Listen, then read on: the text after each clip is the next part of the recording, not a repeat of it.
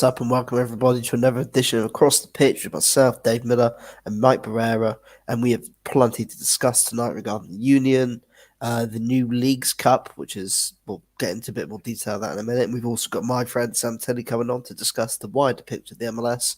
And we'll also get his thoughts ahead of the Union's game on Sunday against Atlanta and his thoughts on the Leagues Cup. And we've also got to discuss the Philadelphia as a city's bids to host games at the World Cup in 2026. But Mike, how you doing? Pretty good. It was a long day at work, and all I was thinking was, can't wait to sit down with my buddy Dave and watch some football later and talk about the Union. So I'm excited to get this show started. Hell yeah, man! I mean, obviously it's been an intriguing week really for the Union. I mean, finally for the first time, it feels like forever they have a win. They won a game. And I feel like just immediately around the fan base, around the club, the mood is just lifted. People are now feeling more confident. Where last week we're sat here thinking they're ninth. How are they? 6 weeks ago they were solidly in third place, like 5 points above everyone else, and now they were ninth. But now they've got there. They get a good result against Atlanta that would calm the nerves, and do you know what I mean? Things will start to improve. But it's obviously we'll start off with a big piece of news this week, which is the introduction of the Leagues Cup in 2023, where it's going to properly become underway. A tournament with the Liga MX, which is the Mexican top division of football, and the MLS linking together to do their own competition before the MLS season starts. That's pushing the MLS season back, and stockpiling more games on top of what players have already got contained with. So I mean, I can't already imagine to begin how teams that went into the CONCACAF Champions League would feel. I mean, you can't. So, Mike, obviously, Mike, what are your thoughts? Yeah, it's too. Oh, so I was going to say, obviously, it's quite a weird one. No, it's interesting in terms of the scheduling. So we already have the MLS League. Obviously, we have the U.S. Open Cup.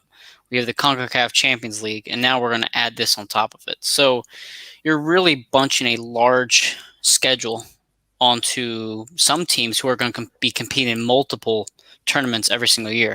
It's a lot. We saw this firsthand with the Union this year. It has been taxing on the team. We've seen it in past with teams that have gone to the Champions League, how it's affected them. A majority of them have finished 7th, 8th, 9th, etc. because they can't balance both. They dedicate their time to the more important, which would be the CCL in that regard. So there's some pros in the regard that teams like, let's say, Vancouver or San Jose will have a chance now to compete against the Liga MX teams and to have more of a presence, on televised games. But at the same time, like I mentioned before, it's a tough schedule. No, so it's going to be tough. The stockpiling the games, and also it's interesting to see how the sort of tournament lines up. So I don't know whether it's going to deduct the amount of places that teams will get from their respective divisions regarding CONCACAF Champions League qualification. So the top 3 teams will all qualify for the CONCACAF Champions League. So that means the winners will automatically go through to the last 16, and the runners up at the final. Then presume there'll be a 3rd and 4th place playoff. Will then both the winners of that 3rd and 4th place playoff will both go to the CONCACAF Champions League. So you look at it at that point, as we just mentioned, that I mean, bear in mind, the Union have played 6 extra games on top of what they've already had to play this year, which has been quite a crowded and bunched schedule of game months, weekends, weekend, midweek. Chuck on top of that, now you've got a big tournament where if you go all the way, you're probably playing a large amount of games already before the season's already started. Then you actually go into the league season, and then if you win it, or if you're a team that's qualified for the CONCACAF Champions League and the MLS, so if the Union do what they do this year and they won the Sports Shield, or they somehow managed to qualify into the tournament from somewhere else, that's just a hell of a lot of games to play. It's a lot. Exactly, and we're also not factoring the fact is that the MLS will be going back by 2023, should be back to normal. So you're not only just having to go across the East Coast. You're having to go across to the West Coast and play all these games in the West Coast. You've had to play the Leagues Cup, where you've had to probably play some games in Mexico in the hot, horrible summer conditions. And now you're going to have to go to the West Coast. You have to play across the East Coast. You've already had to go and play loads of games during the summer before the season even started. And if you qualify for the CONCACAF Champions League, you then got to go to bloody Costa Rica, Honduras, El Salvador, Mexico again if you have to in away trips. Like, it's going to be a killer for a lot of teams. Whereas, like, I guess they're trying. I was going to say, I guess they're trying to add perhaps more competitive tournaments, trying to branch out the MLS and increase its brand, which I can see where they're coming from. But it's not like English football where you can play 3 tournaments and you're literally playing games in the same country. Where it's not as bad. You're literally going across different countries. You're playing in different climates. Do you know what I mean? Different time zones. I mean, time zones. It's tough because, let's say, for example, with the Open Cup, if you're a team that's competing consistently for the MLS Cup, you're likely sending your B squad out in the Open Cup. How teams prioritize these tournaments, can really affect the quality of the Liga MX team, for example, playing a League Cup, but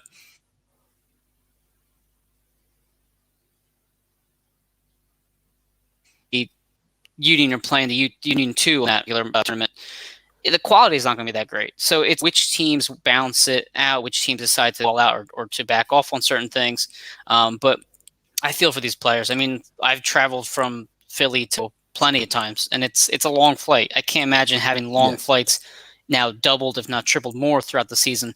And also, would they ever consider maybe not doing the Open Cup if they're going to focus on the CCL, the Leagues Cup, and the MLS Cup? I mean, out of the 4 of them, I feel like the Open Cup's the least important because of the recognition behind it. I mean, I know it's like the oldest cup in the United States. I get that, but I feel like as times are changing, teams are going to want to prioritize the other ones compared to that one because of the international competition.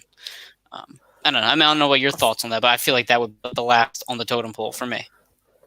I think obviously with the important thing with this game is obviously to keep some of your traditions alive. As you said, the US Open Cups probably is one of the more historically recognised tournaments in America. It's one, as you said, it's one of the most prolonged tournaments. I think it'd be silly in a sense to get rid of that tournament on top of things. I think we also have to remember is the CONCACAF Champions League is actually limited to 2 or 3 teams, like 4 with the Canadian team. So you maybe it's not that big of a workload, and also it's also a very good opportunity for these smaller teams in the USL and things like that to actually compete against these bigger teams, test themselves, and perhaps give themselves a case. If, I don't know, a smaller team does go far in this tournament and go, why can't we be in the MLS? We beat San Jose, we beat Cincinnati, we beat Atlanta, and we got to the quarterfinals. Why can't we do this? And I think as well, we'll also see with this Leagues Cup is certain teams will just throw the tournament before they've started. Teams like San Jose, FC Cincinnati, Toronto, teams like that who haven't been good in recent years will potentially see this as an extended preseason where they can get more minutes and players and heavily rotate. And then they can take advantage of that. They can take advantage of perhaps the better teams who look at it and go, this is a good opportunity. Like, your Seattle's, your LA, teams based in LA, New York, down in Florida.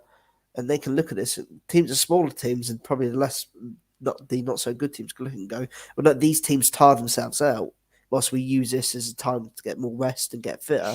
And then as the season rolls on, they can take advantage. And maybe that's something they could look at. Maybe that's something that these smaller teams who have been struggling at the bottom could take advantage of and could potentially sneak into that 7th or 6th playoff seed. Well, I guess the only thing that then... You're right. The weaker teams in the MLS will be least affected because they're not going to be contributing to as many tournaments because of the CCL being a specific group, etc. I guess what the biggest worry then would be for the more elite of the MLS, like the Sounders, for example, who are going to be playing a huge amount of games. Will there be an injury factor? Will we see some of the top players getting hurt because they're just overworked throughout the season? There's a lot to balance. We have about a year to wait and figure this out. It's certainly something I'll be watching.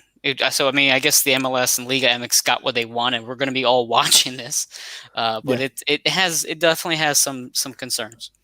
Absolutely, it has concerns, and I think it'll be interesting to see how long it will go. I mean, obviously we'll bring Sam on later in the show, and Sam will have his opinions on it. But it's quite a baffling sort of thing they've introduced is the fact that they're now pushing the MLS back Yeah, it's further paused for a whole back month. Yeah, for a whole month to whole play month. this tournament. So I mean, so what? I mean, I guess so in the MLS, there's almost 30 teams in the MLS. I don't even Well know then, how they haven't really yeah. introduced what the tournament system's going to be like. So it's going to be about 30. There's 28 teams in the MLS, I believe, and then Liga MX is probably a lesser number. I think around 20, I believe. Well, then I'll think show you about too paper. how many players are going to go away for international duty out of in all of that mixture that we're seeing. Then you have players going to Jamaica or Yeah, to Cameroon, wherever. So some players are going to be traveling like crazy all year. But that's gonna be yeah, mental, isn't it? So I mean, as you said, the tournament will be being played. I think is it in where is it?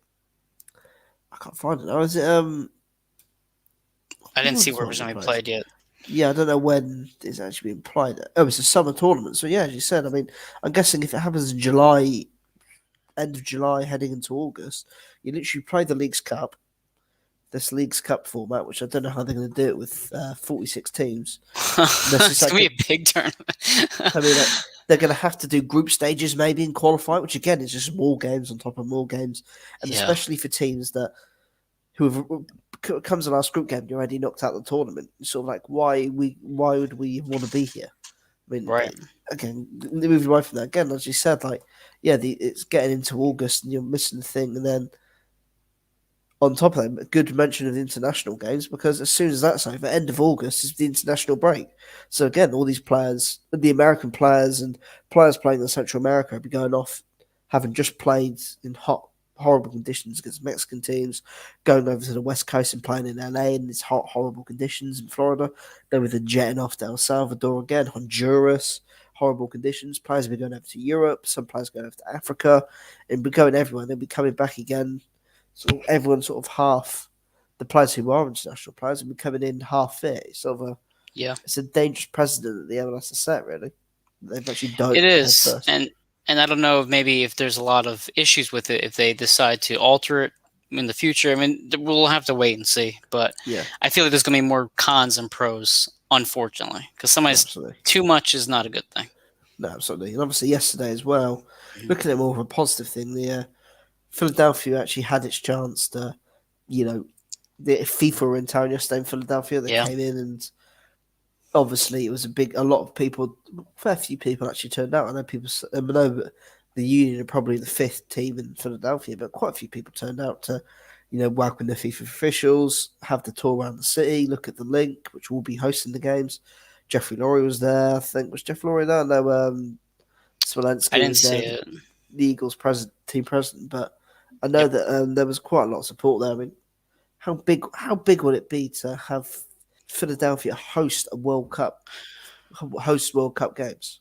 Well, we talked about this a bit last week with how the Union and the MLS in general have to expand their fan base, and it's not just American fans, but immigrants and international residents that have come to this country to watch, live here every day. You want to bring those people into the stadiums, and Yeah, having the World Cup here will only enhance the soccer love and hopefully boost the popularity of the sport. And I cannot wait. I already know I'm gonna buy a ticket to 2026 yeah, for the Philly games. There's no way I'm missing the World Cup. No shot. yeah. So Obviously now I can't wait. obviously now the only issue is that Philadelphia now needs to have a successful sort of like bid in actually being able to host the game. So now it's going to be Yeah. sort of a nervy wait for people like yourself to find out whether the Philly has got World Cup games. I mean, obviously, I think that World Cup will also be the first time that there'll be 48. Is it 48 teams or something ridiculous in the actual Well, tournament? So one thing that we've been kind of seeing online is looking at the FIFA host cities and how they're, what their, I guess, stadiums are like. We already saw recently with the Redskins stadium, or I'm sorry, the Washington football team.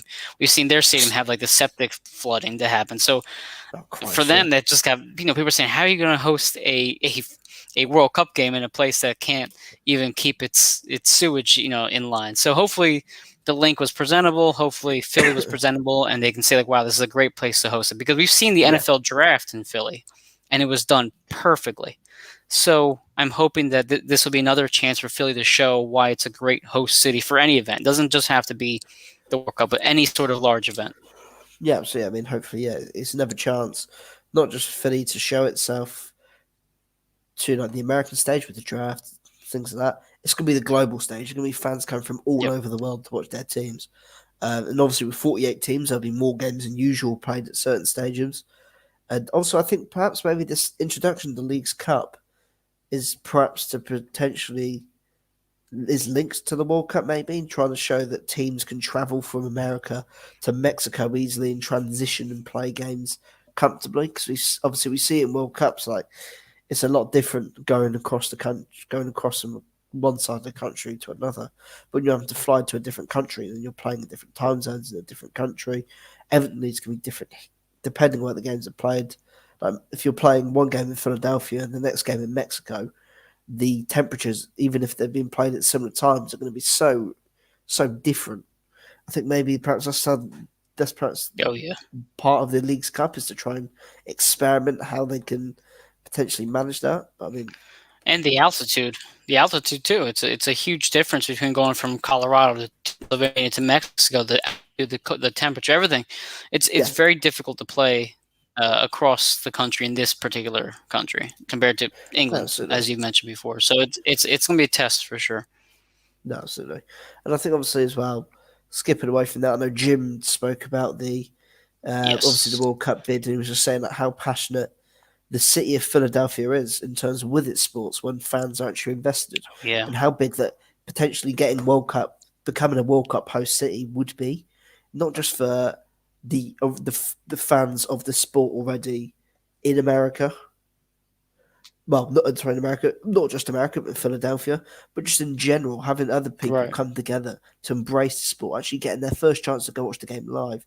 You know, if I don't know, if Spain end up playing somewhere, and people are like, oh, I know Spain won the World Cup 10, 15 years ago. I'll go watch them play. There's a ticket available. I'll go watch it. That's the chance to get these people in. And as was mentioned, Jim has spoken a lot about was the obviously the Union game against Club America. There were so many Club America fans from sort of the northeastern and sort of eastern area around Philadelphia that were able to go to the game and experience their first game ever of seeing Club America, and how much they not only loved seeing their team play, but enjoyed actually watching the Union being around the atmosphere, and that some fans have probably been willing to go watch the Union a couple more times. And I think that's sort of the important thing now, is being able to get people to come to these World Cup games, or even get more people to Subaru Park and attract them to World Cup games. And I know it's 5 years away, but obviously the game in America is going to grow so much in the next 5 years. But I think Oh the aim yeah, is then of course. You after see it the World already. Cup. Yeah, You see it building little by little. It's going to be even in 5 years. It's going to be even bigger. And yeah. Philly's a And then very after the World proud Cup, yeah. city. Oh yeah, no, Philly's a very proud city. So I know one of the reasons why we'll just be happy to have it here is just to show these people, to welcome them into our city, and to say like, this Philly's all about. Yeah. We're not just the Santa Claus or ESPN. We are a good, fun city. We're here to have a good time. So I'm hoping that everything comes together well for us. Oh, absolutely. It will be awesome to see a game, well, some games being hosted in Philadelphia, and hopefully expanding the sport and, you know, what's the word? I'm trying to think of, actually allowing the sport to excel in such a big area and passionate area, for one of, if not the most Right. passionate sport in terms of fans and supporting in the world. Obviously as well today, I was I was in the Union press conference ahead of the Atlanta game, Yep. and sort of Jim spoke. He was very, very high on Atlanta as a team, some of their players. Obviously, they had Gabriel Heinze got sacked shortly after the 2-2 game, actually, when Jack Glesner scored um, the Thor Hammer Thunderbolt, which hit the crossbar 3 times and bounced in. But yeah, I mean, obviously one of the key things that Jim spoke about was obviously Darvo and Jesus Bueno, who we haven't really seen much of either signing. I know a lot was made before they came in and was like, oh, it's quite an exciting time. These players could make a big difference. Right. Obviously, Darvo's on loan till the end of the season. Darvo's barely played, so there's not much time for him to make an immediate impact to make a case for Jim and Ernest to actually sign him permanently. Obviously, Bueno's still obviously trying to acclimatise to the team. Recently got his visa.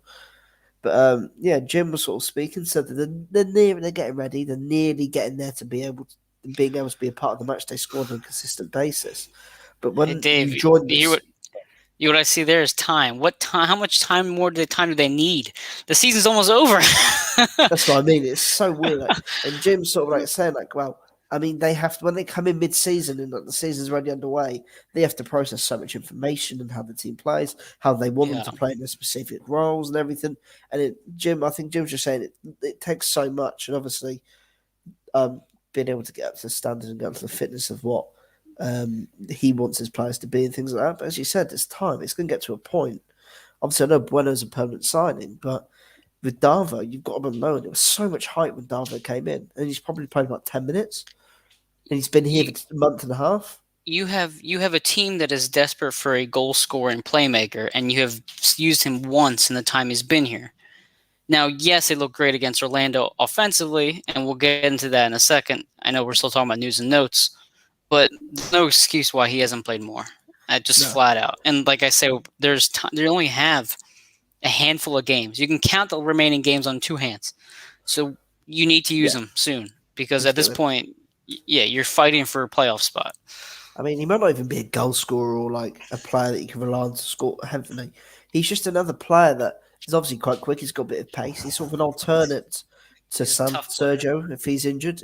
He's a very similar player to Sergio, who I know we all like sit and say Santos gets too injury prone, but Santos gets stuck in. He takes the bumps, he takes the hits when he has to, and he's obviously very, very quick, and he makes such a positive impact as Union team. Darvo's sort of a similar player, and even if Darvo isn't scoring goals, his pace can help create other things. And we were obviously, Jim mentioned that about Sergio in his press conference. He was so high of praise. He's sort of like saying that Sergio makes such a big difference when he plays, not just for the Union, because it allows them to do other things when they do play, but when he's on the pitch, but it also the way that teams face the Union, where the defense, they drop off. They can't press as high because he's so quick. They can't, they have to drop off to defend against his pace and things like that. So, I mean, obviously the impact he has and his impact on the game for the Union is so evident to see, and so evident for Union fans to see. It's just hopefully if Sergio can just get a string of games together, we can play 5 or 6 games, 90 minutes on the bounce, they will comfortably make the playoffs as Sergio Santos starts week in and week out if he can. But obviously that it becomes more important now because Corey Burke's got a high ankle sprain, so he's evidently going to be out for the next few weeks. High ankle sprains are tough, and now, no, go ahead. So I was just saying, to you saying, they're obviously they're tough to get over, but Karen, sorry. Yep. Yeah, no, they're tough to get over, which now gives more reason that Davo has to play. No, absolutely. He has to play at some point. You can't keep getting away with playing Shabir up front on his own, who is already limited in what he can do, in the sense he's not a very mobile striker. He's he's a target-ish man sort of striker. He's a poacher. And we saw that against we saw that in one of the goals he scored against Orlando, which we'll get onto in a minute. But again, you get limited when you put Gazdag and Montero behind him, where they're not really even playing as 10s. They're sort of playing as more support. They're like playing both second strikers who then have to provide width as well. And when that's been used, it's been a disaster. Gazdag as a striker hasn't worked. So at some point, he's going to have to take the risk and actually play Darvo and actually give him some meaningful minutes if Santos is injured. And one thing about Burke's injury, and I feel like this has been a common theme throughout the entire year, we can just never seem to have all 3 of these strikers on the bench or on the field. One of them is always missing. One of them is always suspended. It always seems like there's always one in, one out. Well, Casper it's mainly Santos and Burke. It always seems like one of them is somewhere else. So I just want these 3 guys to be healthy. More importantly, Santos, obviously, because as we're going to talk about in Orlando, we can kind of segue into it. Orlando right now. They bring that banner up right now. We're going to review the Orlando City win. The Union pulled out a 3-1 victory at home, and Sergio Santos showed again why he's arguably one of the most important members of this team. Yes. So, from watching the game, seeing the results, what were your overall reactions and emotions with Orlando? Orlando, I mean, obviously, fortunately the game was on when I was at work, so I was able to half focus on the first half of the game, and I was able to get back in time to watch the last 20 minutes when Cashman scored his first goal, and I was able to watch the last 20 minutes when he grinded it out. But I think it was huge. I think they looked so much better, so much more confident going forward. They were taking their check. I mean, they weren't. I mean, with the flat chance and stuff like that, they weren't scoring. Some of them weren't scoring, but they weren't afraid to shoot, as we have seen in other weeks. Like That's that true. flat chance. I know he volleyed it wide, and people are going off. He has to hit the target, whatever. But I mean, it's a tough shot to have to hit on the volley first time or half volley first time. And listen, 2 weeks ago, he takes a touch and he goes backwards, or he runs around in a circle and waits for Wagner to get down the line, which he does, and it goes backwards, and they play it in a circle until they get tackled and lose the ball. So at least they're actually being willing to be a bit more aggressive, show a bit more of that killer instinct, even if it doesn't pay off. And I think that's what this team's lacked. And the fact we're seeing players like Fluck, who's not as confident in the attack doing these things, is so encouraging to see. No, I couldn't agree more. I was watching the game, and I was just writing some notes down, and I noticed right off the bat they seem to be attacking more centrally compared to just from the outside in, which is a nice, refreshing thing to see. I know Bedoya had a couple nice passes into the box that was promising. Flock is really the big thing of notice in the first half because he was in position to be to make a big moment. He knows how to position himself well. The problem is that he just doesn't have that finishing touch, whether it be a pass, whether it be a shot. I mean, it is very evident that he is a 6, that he's a defensive player that should be back there. With Jose Martinez likely gone after this year, likely going to be sold within the next 12 to 18 months. I don't know whenever that does finally happen. Flock has to play the 6. I mean, there's no choice. Or you can change the formation around and maybe mix and match that way. But you finally looked better offensively, and it was consistently halted by Flock. If you had Quinn Sullivan receiving that volley at the 18, that's going at the net. Same with Paxson, same with anybody else. And it's not his fault. I mean, he's only 20 years old. He's still learning how to play that maybe that side of the game. So I'm not saying that he's a completely lost cause because he's only 20, but it's just obviously not his strong suit. So put someone in there who will make those moments turn from a good moment to a goal scoring moment. Yeah, that's a huge. That would make a huge difference.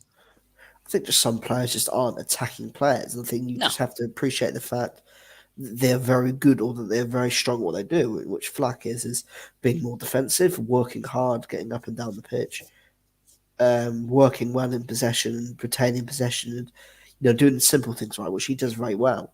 But again, I saw people complain about it during the week, and the thing that annoys me about this Union midfielders is that everyone's out of position. Yep.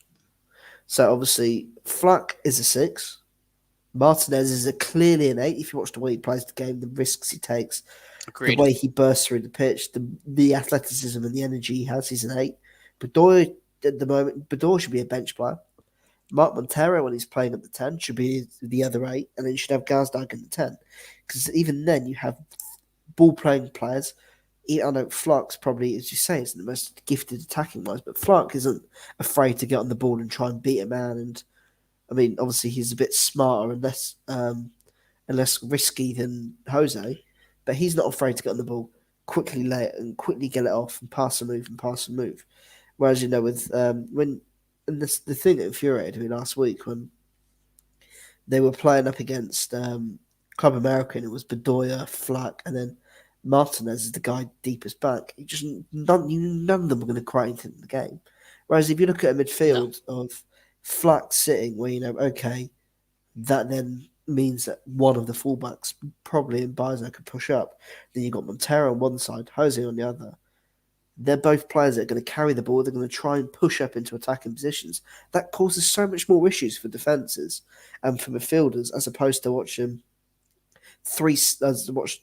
Flack and Bedoya being your main attacking outlets, who are a lot safer. They don't really put crosses into the box.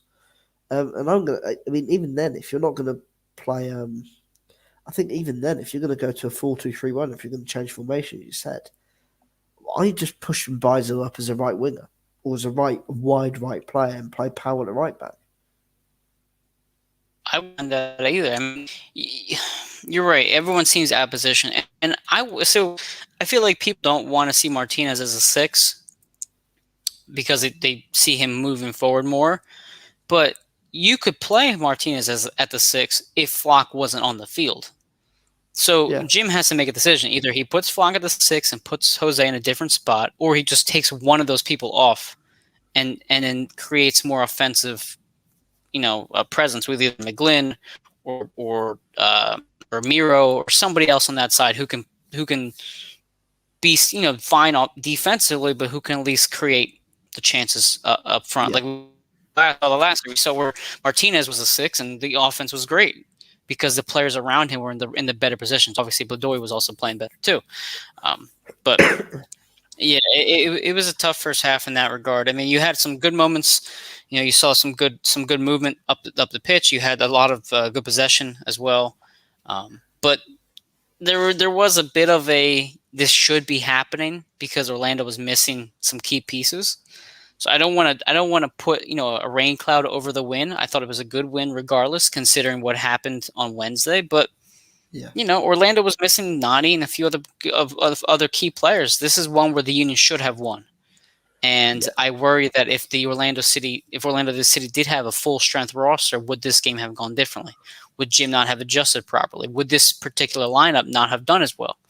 It's trying to see past just the score, and see the big picture. But I will give Curtin some credit here.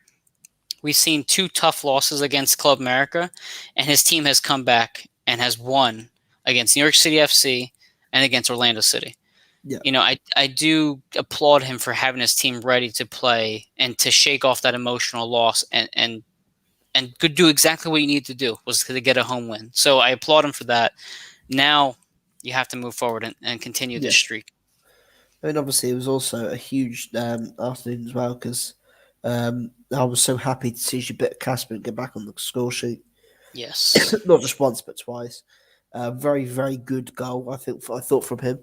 I think it'll go, and I think a lot of people actually not realise just how good that goal was from him. I know it was a close range, sort of a tap in really, but just the movement he possessed to, you saw his footballing brain come out there, and just how smart he was to, work around the defenders and pull himself out into the space to receive that pass and have pretty much a free shot at goal was just such good work. Whereas, right. Perhaps I don't know, it's just the confidence of him brewing, but we've seen other strikers would just stay in the big crowd and see if they can just drill across him, whereas Jabirko took the initiative and said, I'm going to drag myself out into the acres of space around the penalty spots and such edge of the 6-yard box, and I'm going to have a chance to score. I'm going to have a chance to have a shot. And he did, and he scored. I mean, it was a proper poacher striker's goal. I was so glad to see him finally get back on the score sheet. And it wasn't fluky. It wasn't one of those things where he just the ball just happened to hit him in the chest and it went in or hit off a defender. It was a good, I'm going to position myself, give a perfect strike. And I think as soon as he got the ball, you saw Jamiro kind of tailing around the defender, getting ready to celebrate, because you knew as soon as he got the ball, he was going to put it in the back of the net. Yeah. And I give credit to Jamiro to even starting that play up, to create it into the box, and for Bedoya to put the hustle in to save the ball when it was kind of about to go out of bounds. He puts it back to Jamiro.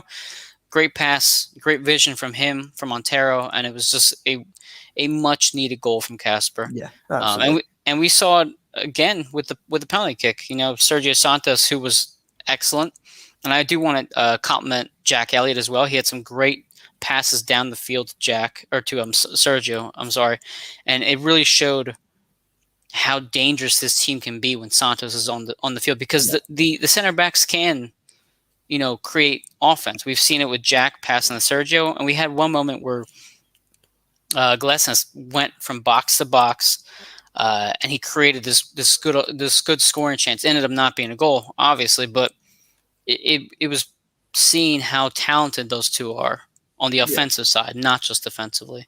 But what did you think about the penalty kick and the drama that kind of circled around that? Well, Jim actually came out and said that it was nothing to do with Casper taking the penalty or Sergio wants to take it. Apparently, Sergio wanted. Funny enough, Sergio wanted Jose Martinez to take the penalty. Did he really? Because I missed the presser. So why would he want him to take the penalty? I guess because he thought the game. Jim was sort of like, "Well, you got to ask him," but he was like, because Sergio had must have wanted Jose to score. Because I think Jose scored the goal for the Union yet, or hasn't scored this season at least anyway. So I think he wanted his mate to have a go and attempt at scoring. But I think Gilberto did what a good striker does and said, no, it's only 2-1 because, we might be playing against 10 men. I could miss and I could never score. So he did the right thing, which is take the initiative, put the kick down, put the ball down, score himself and, just put the game out of reach. No, okay, so here's one thing that we've said multiple times now this year. This team lacks a selfishness on the scoring end. It lacks that person who wants to take the bull by the horns and just get the goal. I love seeing that from Casper. I love seeing him. I love watching him go, this is my ball. I'm going to score and no one's going to get in my way. And I want to show exactly why I'm the best striker on this team. That's what I want to see every single time he goes on the field. That's what I want to see all these offensive players do is demand the ball and demand the scoring chance. So I was happy to see it.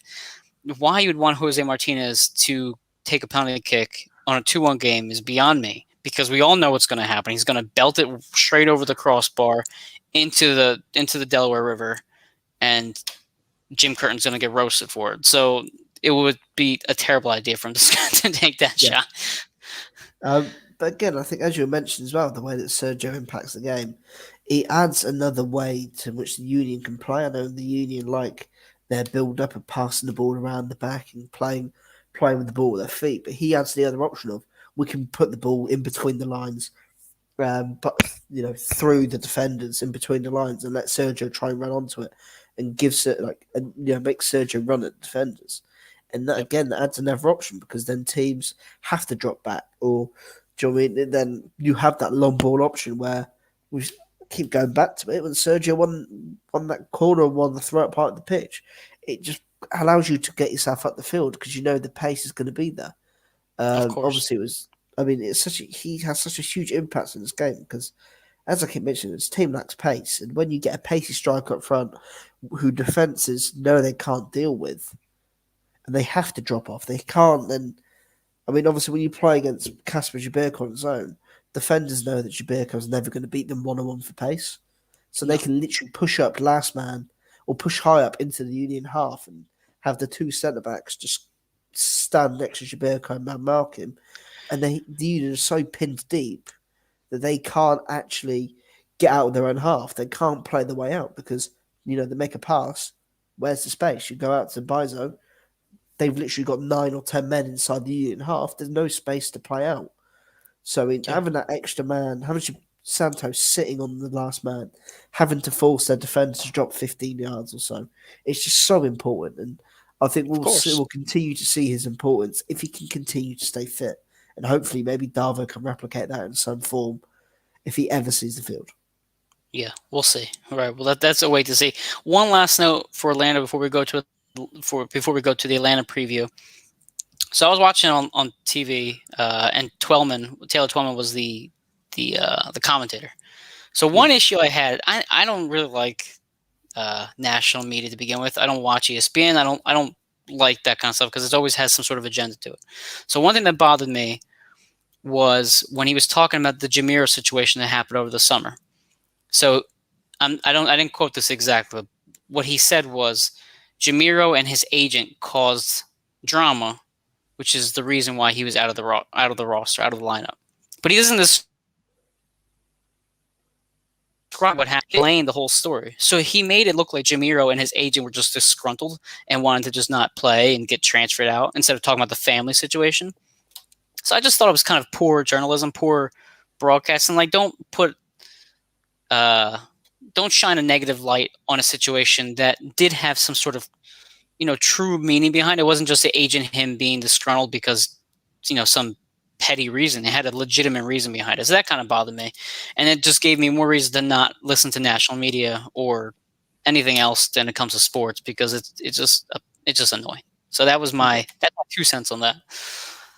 That's fair enough. I mean, again, it's it's frustrating when you see sort of people have legitimate reasons and legitimate issues behind closed doors sort of ignored when they are brought to light, or sort of lied upon when you don't know the full story and you just paint a picture that you want, which you know will create news and will create some anger amongst a passionate, fiery fan base / city. So, yeah, obviously it's just poor on that end, but obviously it's good to see Montero back. I mean, from what it sounds like, his family's over here. He's actually able to get his young family over here.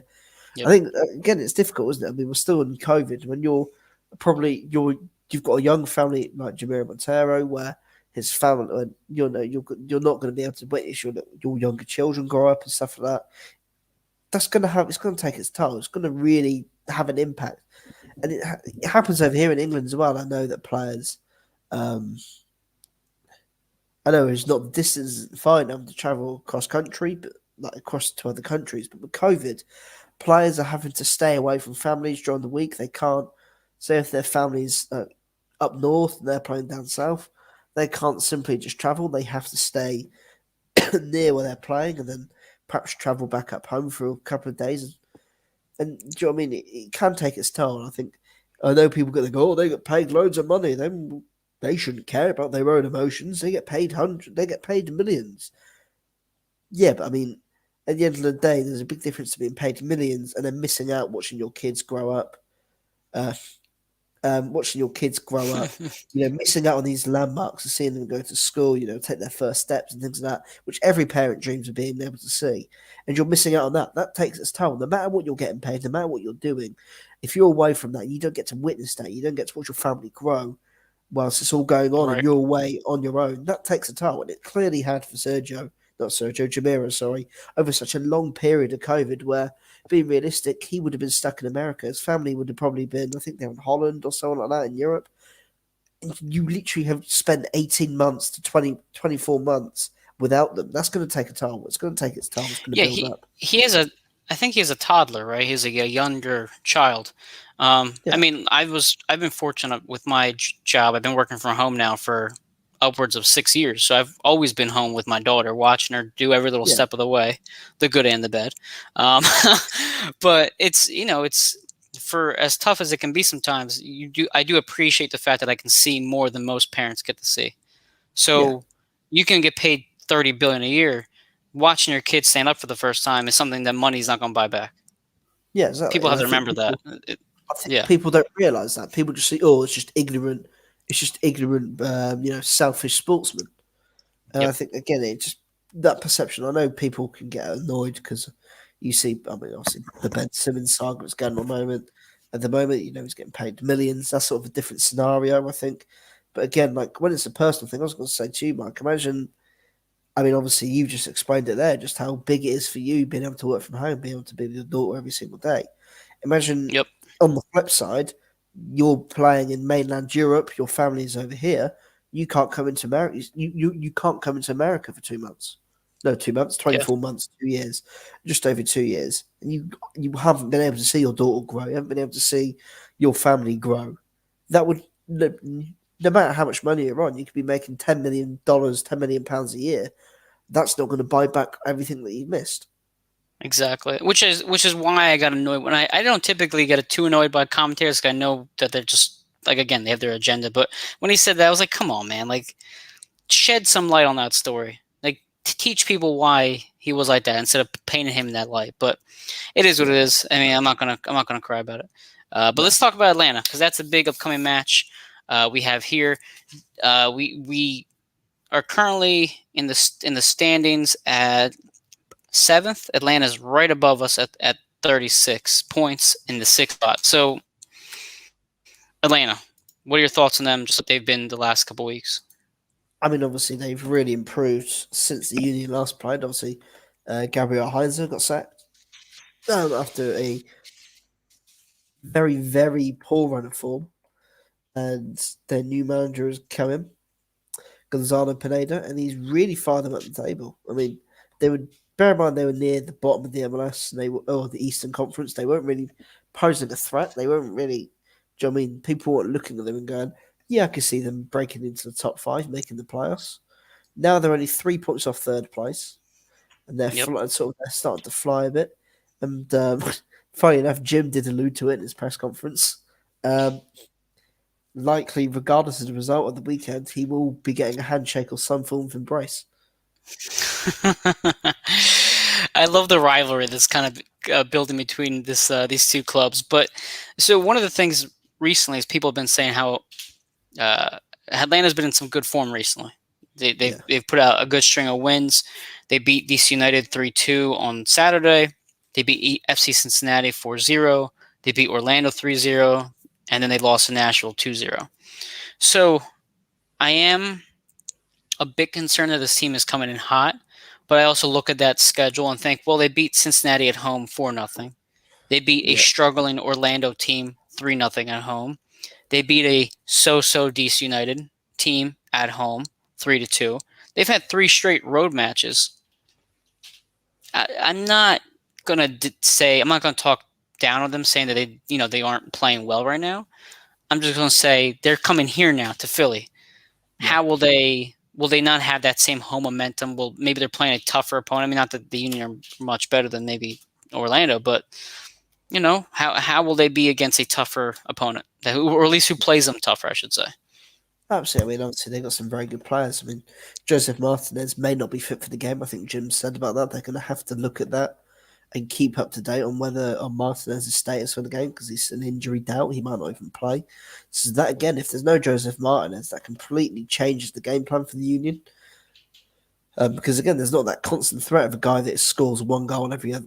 He scores a goal every in 3 games out of 4. There isn't that threat anymore. You're not having to worry about that.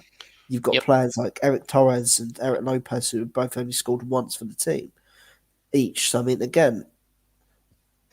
obviously, I don't want to stab myself in the foot and be like and see them both come out and score, but on the face value of it, obviously Eric Lopez is a young, talented striker. But on the face of it, if you're going as a fan, you're walking into the stadium, look at the Atlanta lineup, and you see Joseph Martinez up front, or on the flip side, you see Eric Torres up front on his own.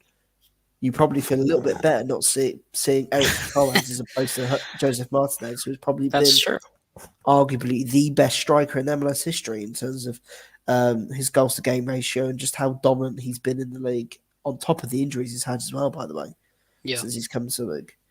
But yeah, I want to mention one player that has come in that is obviously going to be huge for Atlanta down the stretch, and if they make the playoffs, and I think he's going to be a very, very good player in the MLS, is Luis Araujo, the Brazilian player who they signed from Lille just this summer, which is crazy to think, considering I know that Lille had some financial struggles, but he's gone from the team that managed to pip PSG to the Ligue 1 title in France to Atlanta United in the MLS.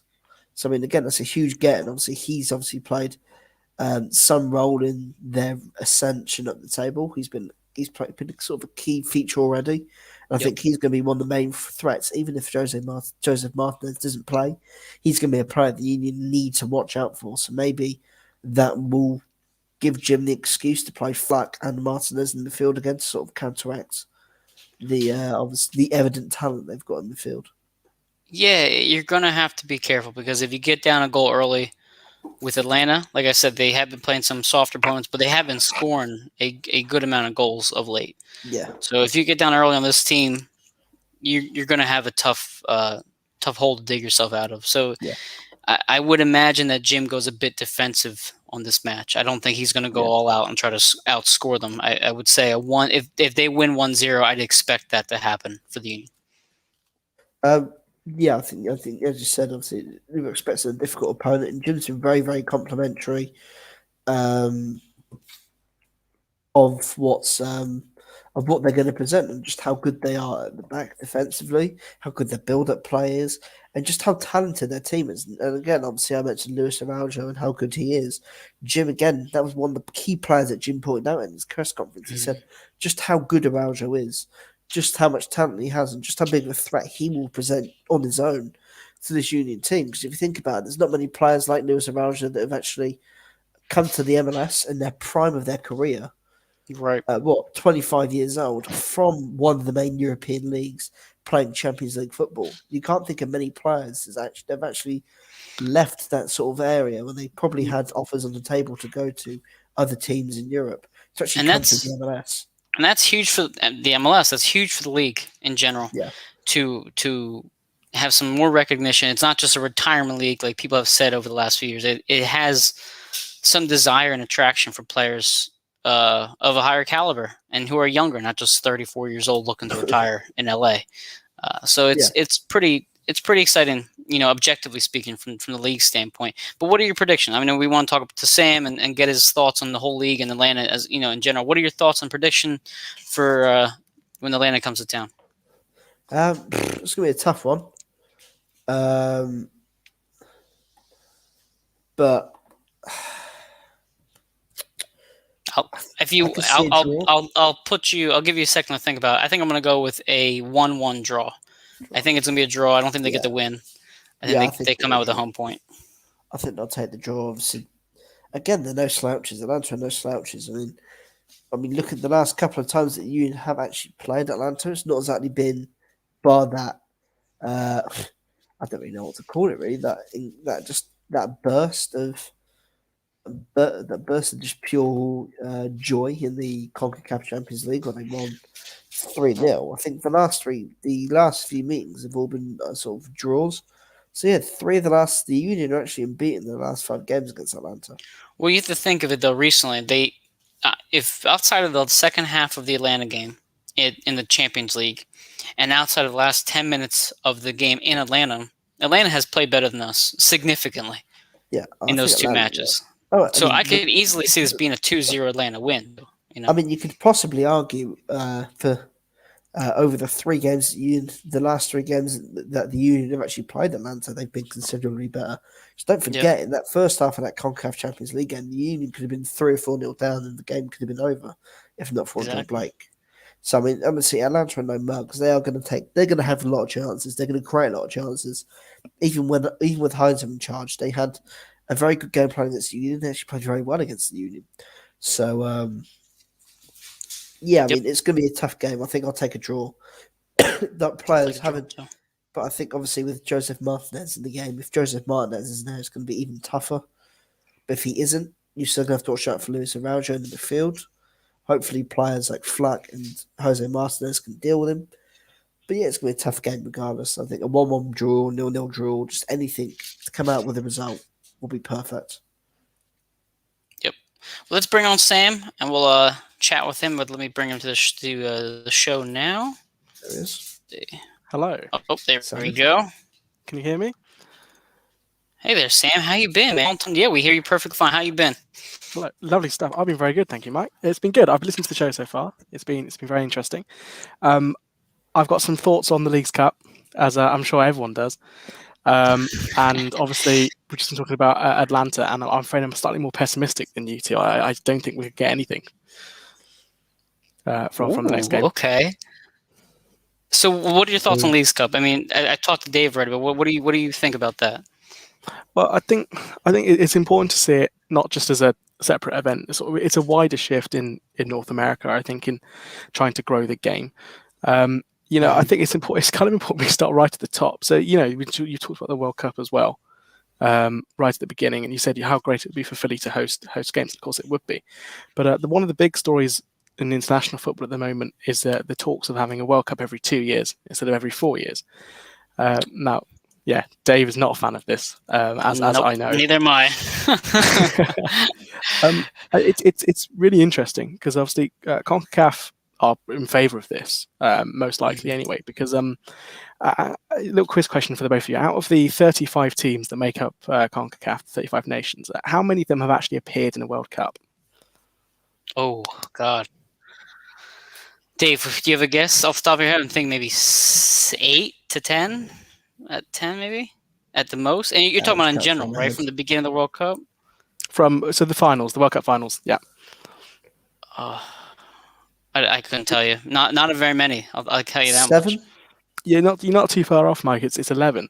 But out of those 11, Wow. it's 11. But out of those 11, only I think it's 5 of them have actually appeared more than once. Because North American football, in a way not seen in, I don't think in any other confederation really, is so led by the USA and Mexico. Other teams just simply don't get a look in. So the thought in sort of widening this World Cup into more teams, more often, more commonly held, I think is probably to get more sort of teams involved.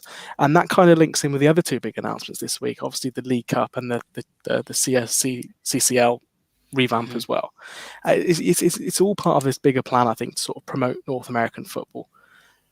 Because for the last, well, I think probably forever, Europe has been sort of the be all end all of football. South America, it's important not to neglect them as well, in terms of what they've been doing. But in terms of global football, you think who the best teams are in the world, they're in Europe. Where are the best leagues? They're in Europe. The best players are in Europe. So I think this Leagues Cup is a way of basically trying to encourage more of them to sort of get involved. No, absolutely. It's one of the issues we had, though, and Dave and I talked about this last week, is that when they were talking about the Super League being created, it was the quality of the games that we would be watching. How negatively do you think the quality would be, or how negative would the quality turn into with this many games and the World Cup being every 2 years? And what do you think on that in terms of that perspective?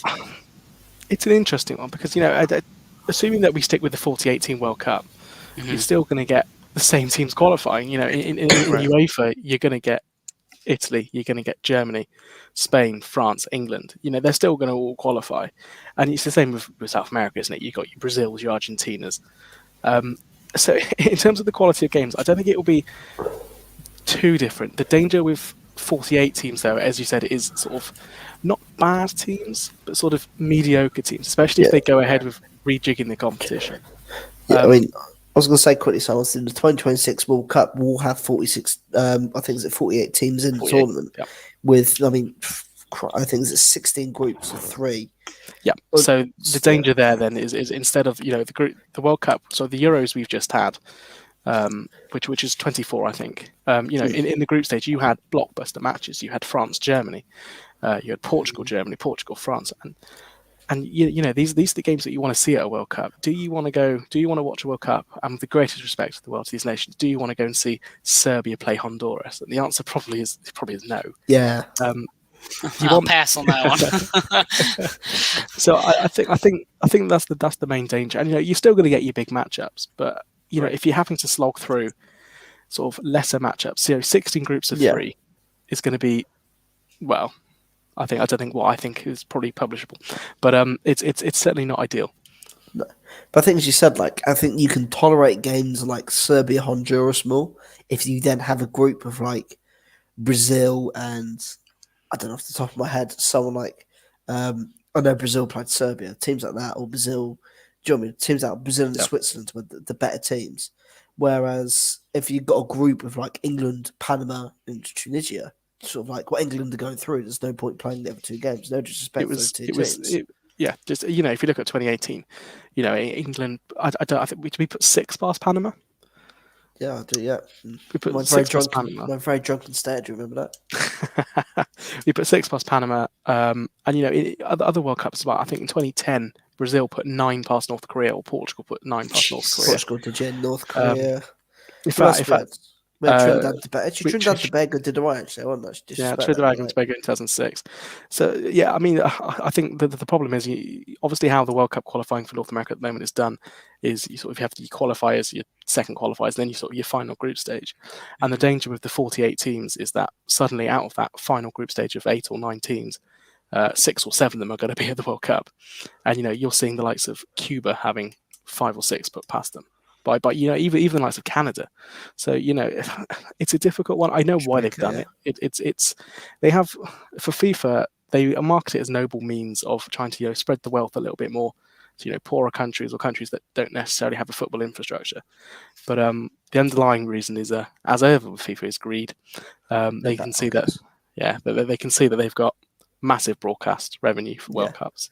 And going back to the Leagues Cup as well, this new format, it's slightly different. It is a Super League for all intents and purposes. It's a Super League marketed as a cup. It's never been done before anywhere in the world. So in terms of how it's working, it's quite exciting. But I agree with what you say. I think it was Dave who said, where does the Open Cup fit into this? If you're taking an entire month out your season, do you start earlier? Do you start later? And then you've got to consider, if you're having World Cups every 2 years and you've got a Gold Cup every 4 years as well, or 2 years still, that's international breaks as well. So suddenly the players are playing, instead of 40 weeks a season, they might be playing 50. And it's not sustainable. And you'll see more players come down with injuries. Yes. Yeah. It's going to get to a point. Sorry, Mike. No, go ahead. One of the things I want to talk about, Sam, and you kind of answered my poorly worded question. The best is you're seeing weaker teams play against higher level competition, and that's what happens when you expand. I'm a huge college basketball fan, and the March Madness tournament is 64 teams. People have said, well, let's include more, let's add more. It's like, well, you can add, an extra team for your conference, but more often than not, 9 out of 10 times, and they're just not going to be able to compete at a higher level. So then you're just the product to have, and you're watering down the meaning of it. When everybody gets a chance to get this cup, it lessens the significance of it because it's not so prestigious. It's not so difficult to enter, which is one reason why people didn't like the baseball wild card game, the playing round. It's when you give too many chances to too many teams, it does kind of lessen the importance of it, in my eyes. So I think you worded it perfectly there. It does, and the best example of this is Oceania. So Oceania do not have a particularly strong international football game. It's tiny Pacific Islands and New Zealand basically. Australia got so good for it, they actually went to Asia, because they kept just winning every year. And under the new system, a team from Oceania is guaranteed a World Cup place. And it'd be New Zealand or Tahiti, weirdly enough. But I'm not sure if either of you remember the Confederations Cup, the long-held Confederations Cup in 2013, back in Brazil. Tahiti qualified, and they got absolutely rinsed every single match. They were, I think, at one point it was nearly double figures against like Nigeria. So it's. I mean, I think it got so bad that when Tahiti scored a goal, the Nigerian fans cheered. I think that's kind of the level we're talking about. So it's. I can see why they've done it, and even on like another level, you've got South America, which only has 8. I think it's 7 or 8. I think it's 10. Is it 10? 10 nations, 10, and out of those 10 nations, 6 of them will go to the World Cup. Yeah. So it's slightly crazy. I don't fully understand. I understand why they've done it, but at the same time, as you said, it's not a great look. The annoying thing about this extended format now as well is that you don't get the shocks. You know what I mean? Obviously, I don't think from I think obviously the American standpoint, the actual American team not qualifying in America was obviously huge, but over here, you look at it and you sit there and obviously, Sam, you'll know this. We're obviously watching it on that Wednesday night when Italy went crashing out against Sweden. I think it was in the what's it called? The qualifying in the playoffs, and it just everyone was like, Italy haven't qualified for their first World Cup since 1934. It was just Italy. You had Holland. Holland, who came third in 2014, who came second in 2010. They didn't qualify, and even as you said, America didn't qualify. And and under this new system, I think UEFA get something ridiculous like 16, which is it's understandable if you are going to do it like that, because most of the world's top teams are in either South America or Europe. But as you said, 16 nations. Out of those 16, you've got your Frances, your Spains, your Englands, Germany, Italy.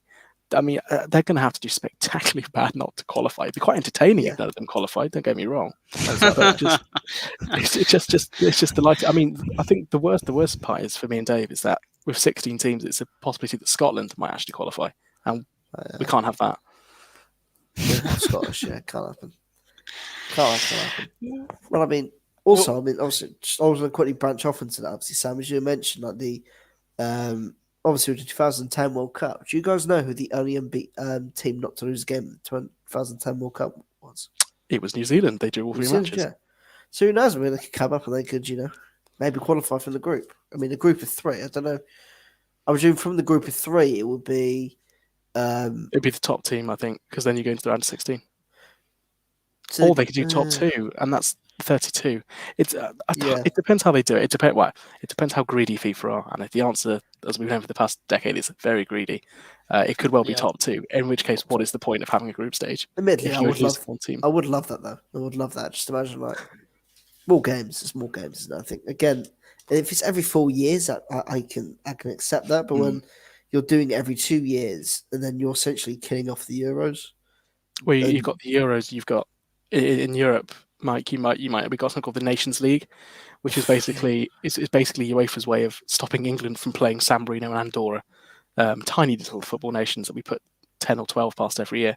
It's basically a way to get us playing more exciting matches. But if you've got World Cup, Euros, World Cup, off-season World Cup, Euros, World Cup, and I mean the Gold Cup in North America, that's every 2 years, I think. So you've got a major international tournament every year. It takes the shine off it, I think. It does. I couldn't agree more. It takes off the prestige and the shine of it, and it when you water it down too much, people are going to lose interest. Eventually, you're going to have, instead of people getting excited for it, it's like, oh, another tournament, okay, another one, and here's another one. It's just too much, and for the casual soccer fan in America, that's not what is going to help this grow in this country. You need to have the excitement of it and the weight of it, and it sucks that you're right. It's a money grab, and it's always going to be a money grab, and unfortunately, it's going to hurt the game in the long run, at least in my opinion. Yeah, I think you're right. And I mean, you look at the Euros. England reached their first final in 50 odd years. The viewing figures over here. I think it's our 4th most viewed thing of all time, behind I think it's Princess Diana's wedding and funeral, and the 66 and the 1996 World Cup, which obviously we won. You're telling me Emma Raducanu's US Open victory wasn't? That did very well. I think they got about 10 million, which for tennis in England is unheard of. But 30 million people, that's half the country. In this country alone, the Euros did excellent. I mean, they did great. I think at the time it was against the NBA Finals, and people were watching the Euros over the NBA Finals because it was just excellent, high quality matches compared to the crap that we see here with the NBA and football sometimes. So, we don't want to lose that. As we're getting excited about more viewership in America, you don't want to then take a step back, as we've already discussed here. So it was a pretty good turnout for us. Yeah, absolutely, and that's kind of what the Leagues Cup's all about, from your perspective, is to get us excited into that. And this is particularly good, I think, for Mexican clubs, because as you said, when Club America came up to Philly last week, fans who had never seen their team before were there, and Liga MX clubs have huge fan bases in America, absolutely massive. I'd probably go as far as to say they probably are bigger than the MLS fan bases. And it's a good.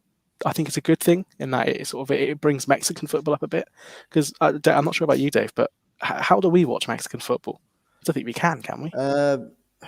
Pretty sure you can watch it on gambling apps. I think you bring a great point. I mean, I don't know how knowledgeable you guys are of the Mexican and Hispanic cultures in this country, but I'm from New Jersey. There's a ton of farmlands in New Jersey. We're not that far from Manhattan and New York City and Philly, and all these urban areas, and then on the opposite side, all these farm areas. They have massive Hispanic communities.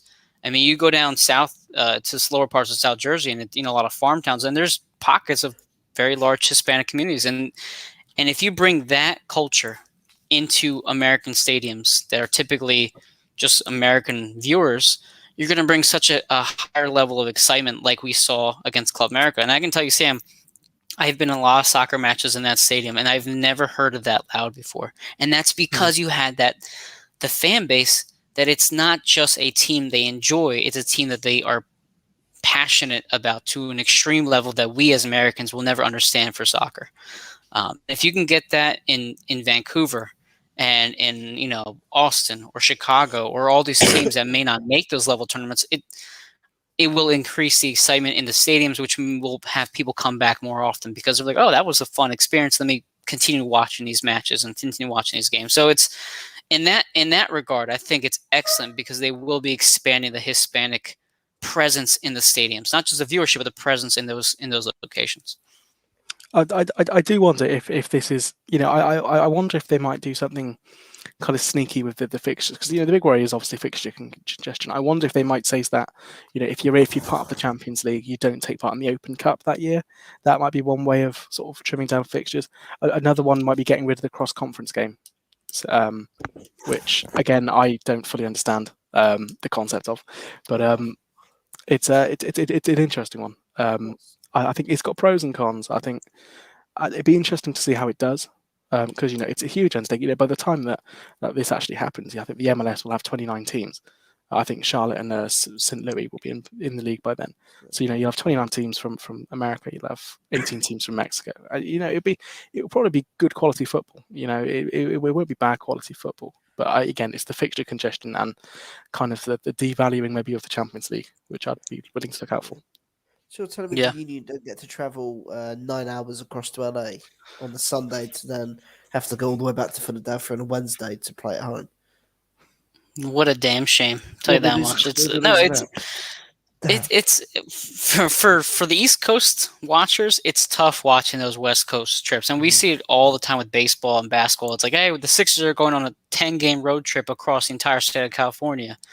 It's like, well, okay, that's annoying, but for the MLS, it's tough, and I have enjoyed it more this year with less West Coast and it's just all East Coast time at all times that we feel comfortable watching soccer, and I wouldn't be minded if that's the permanent way we do things from now on.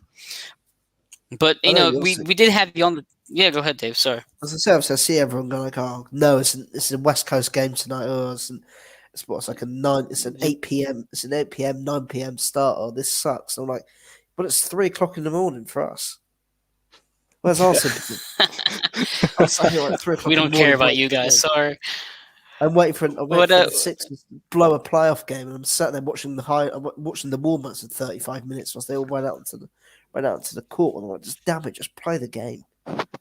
Oh, the game starts so late. 10:15 starts means like 10:30, 10:45, and I trust me, I can't say that. For me, I'm a night owl. I stay up till 1 o'clock in the morning every day. But for ordinary people who don't have a coffee addiction, it sucks for them. So I can see why it would be a problem. But we wanted to bring you on to talk MLS, obviously. So the last time we had you on, the table looked a bit different than it does now. What have you noticed in terms of the biggest changes since the last time we talked? What are teams that have maybe either surprised you or disappointed you as well since the last time we brought you on the show? Yeah, absolutely. So, obviously the success story of this season is New England. I think we kind of knew this before the season started. They're miles clear, I think, in the Supporters' Shield. I think they're the first team to have confirmed a playoff place as well. So obviously they've blown everyone out of the water, and understandably so. I don't think they're going to get caught. I don't know how many points ahead. They're about 10, 15 points ahead by now, which at this stage of the season is terminal. So obviously, New England would be fantastic. Much to my disappointment, the evil duo of NYCFC and DC have snuck up into the top 4.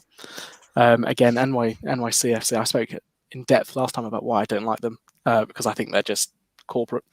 But obviously, they're a good squad. They've got the money behind them as well, obviously, with the United Arab Emirates. And they've been pretty easy to watch, as have Orlando until last week's humbling, I should say. They've been kind of on the decline a bit. It's the first time they've ever lost 3 straight games in their franchise's short history. So they are certainly and they have a tough schedule ahead. Yeah, it's been great to watch them slide, obviously from our perspective.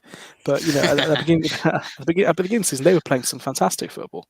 So obviously, if you're a Orlando fan, I'd be slightly worried. I think they're out the top 4 now, actually, which obviously is not great. Yeah, they have 38 points right now. as we speak tonight. So they're eminently catchable. It's certainly it's been an interesting season in the Eastern Conference, as predicted. Some of the clubs have suffered more than most. I think Chicago Fire have been pretty woeful. I haven't managed to keep up with the Western Conference actually as much as I had early in the season because of a little thing called employment. But no, from what I've seen in the Eastern Conference, Toronto struggled. I think I watched a couple of Cincinnati games and that was a chore. None of the teams that were down there when I was last on have got much better.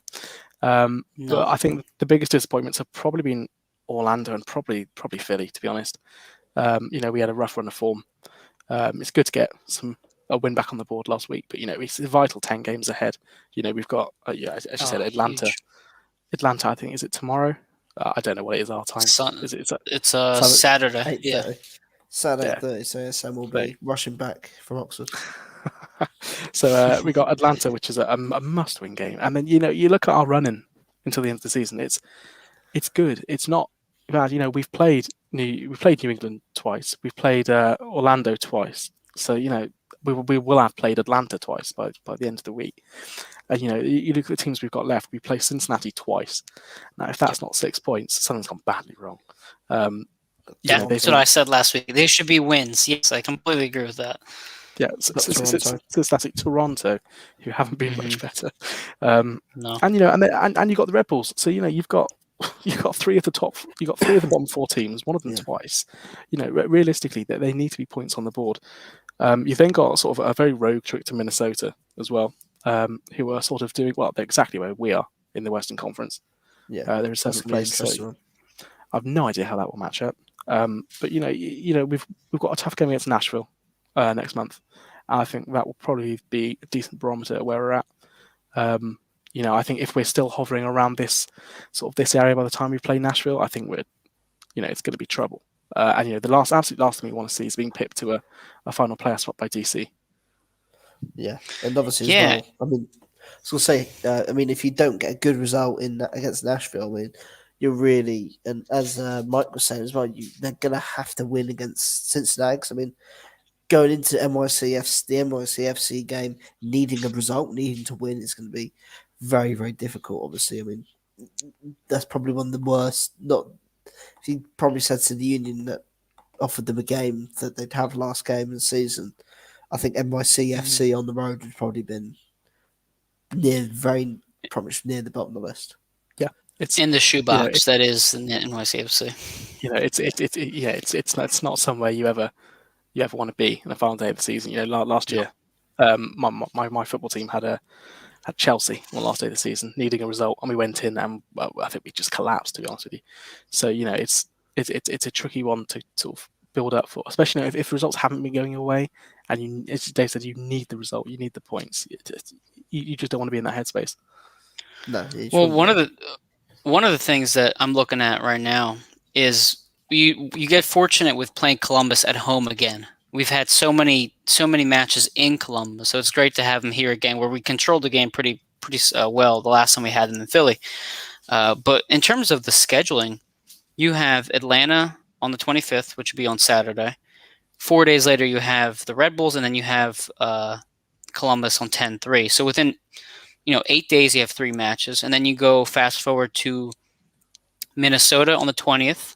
Nashville on the 23rd, Toronto on the 27th, and then only 4 days later you have Cincinnati. So you have 4 games within 11 days. So it's not even that the opponents are necessarily good or bad. It's you have a lot of games packed into a tight schedule again, and we've seen this with the Union multiple times this year, where they've had 3 tough games in a week. And then they had the CCL, and then 3 tough games in a week, and then the CCL. You saw them play New England twice before they went to play Club America. So the schedule itself is a bit tough, especially because you're traveling to Montreal, you're traveling to Minnesota, you're traveling to Toronto. Those aren't easy trips to make, as we've discussed many times with the MLS being a tough to travel in league. So those are things that I'm concerned about. In particular, if you do play Montreal, I'm sorry, not Montreal. If you play Minnesota on Wednesday, how do you play that team when you have Nashville only 4 days later, 3 days later? Do you play maybe a few more subs than you normally would, because you want to be ready for Nashville at home, because that is a much more significant match in terms of the standings. You're lucky that right now you have a game in hand because you had the 12 days off. Everybody seems to have played 25 games. New England somehow played 27 already, but we've only played 24 matches. We've actually played the least in the Eastern Conference aside from New York and Cincinnati. So that goes in our favor, though, which is a good thing to see. So what do you think of that in terms of the scheduling, Sam, and how that might affect this team? Well, the scheduling of the MLS is one of life's great mysteries. I've no idea how they do it. But if you're playing 4 times in 10, 11 days, that's just unsustainable. As you said, it's not 4 times at home. It's Minnesota, back to Pennsylvania, all the way back up to Toronto potentially, all the way back down to Pennsylvania again. Those air miles rack up because America, as I'm sure you discussed, and especially in Canada, are not a small country. So I think it's going to be tough. The scheduling's not been great, and as you said, we played less matches because of the Champions League, which was it's great that we got that far. Might be a blessing in disguise there, yeah. Might be a blessing in disguise, but equally it could be the opposite of blessing in disguise. It could be a curse. In that the pressure's on us. If other teams pull ahead, we've got games in hand. We have to win those games. They become must-win games. And I don't know how well the Union responds to pressure usually, but traditionally it's not a great position for a football club to be in. I can tell you, as a Union fan, the pressure standpoint has not always gone in our favor. No. So I'm a little nervous on that regard. But one of the things that Dave and I have kind of talked about a bit, and we can see from just looking at the table, is the Eastern Conference doesn't, aside from New England, take New England out of the picture, and maybe you can argue Nashville, none of these teams in the playoff picture have necessarily gone on long stretches of winning. They've won a couple, then lost. I mean, you can see how it's just fluctuated up and down. So that might go in our favor as well. If you look back on the scores that just happened this past Wednesday, Miami could have earned a point and climbed the table. They didn't. They lost in Nashville. New England barely squeaked by Chicago, but Chicago's a team that, is still relatively down there. And then NYCFC and the Red Bulls pulled a draw, which if NYCFC had won, it would have pushed them farther up. And now instead, they're only 4 points ahead of us. So think about how significant that is, that we have a game in hand and are only 4 points back compared to being 6 points back.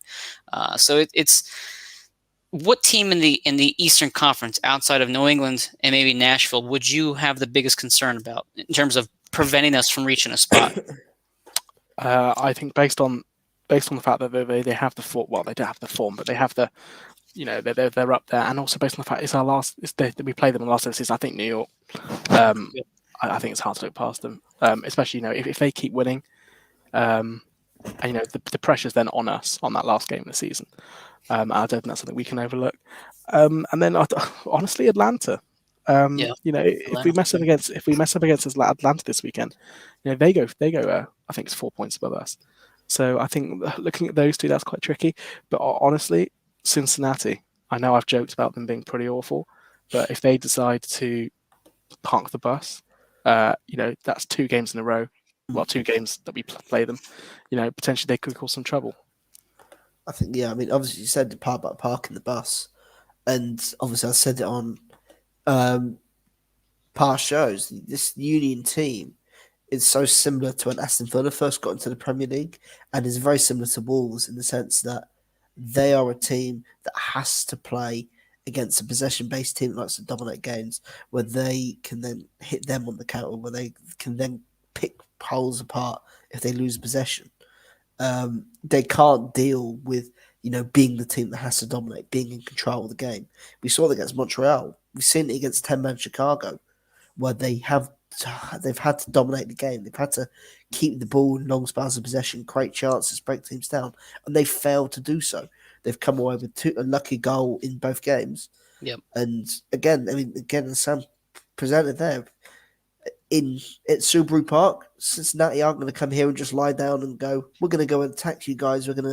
If we lose 3-0, so be it. They're going to sit back, they're going to frustrate the Union, and they're going to try and play for a big road point. I actually had Wolves equals Union written down on my paper, Dave. So you summed that up exactly. Traditionally, my team, Wolves in the Premier League, we've been very much, as Dave said, a counter-attacking team. We don't do well against the teams that we don't do well against the teams that sit back and force us to go forward. Yeah. And that's kind of what we've seen with us this year as well at the Union. Just looking at the goal scoring charts, if we take away Casper's double against Orlando last week, he's our top goal scorer in the league on 6, which is it's not good. It's not good enough, really. At the end of the day, and I sound like Steve Bruce now, but goals win games. And without goals, you don't win games, and that's something I think we've struggled with. More than our sort of divisional rivals this year. I think I've got written down here, Casper's now on 8 thanks to his double against Orlando, but then Burke's on 4, Sanderson's on 4, and then our 4th top goal scorer this year in the league is Glesnes. Our centre back on 3. So it's not sustainable, and we've been unlucky with injuries, as you said. I don't think there's been a time where we've actually had a full strength strike force on our sort of first team squad. But at the end of the day, if you're not scoring goals against the likes of Cincinnati, against the likes of Chicago, you're not going to be anywhere near the top of the table, and that I think is why New England have done so well this year, because they've managed to get goals and crucially they've managed to defend their own as well. Yeah, well, I think we obviously saw that sort of New England team and the way they ascended up the MLS standings last year. Obviously, they weren't exactly a team that, obviously the big joke last year was for the Union was, we were sick and tired of playing against New England. We've beat them X amount of times. They came 8th. They literally were sort of like a wild card.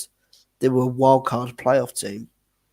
Broke in, and obviously they were one of the Union's opponents in the first round. I think there were 8 teams in the Eastern Conference playoffs in the end, and there were 2 wild cards, sort of similar to the NBA playoffs. I don't know if you know that, Sam, where basically they have the set playoff teams and they have 4 teams from each conference play each other, and then the 2 winners will then play the 2 highest seeded teams in the following round.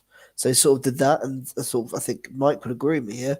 Coming into that New England Revolution game, I was very confident that the Union would probably come out of that going through to the next round. They got outplayed for 90 minutes.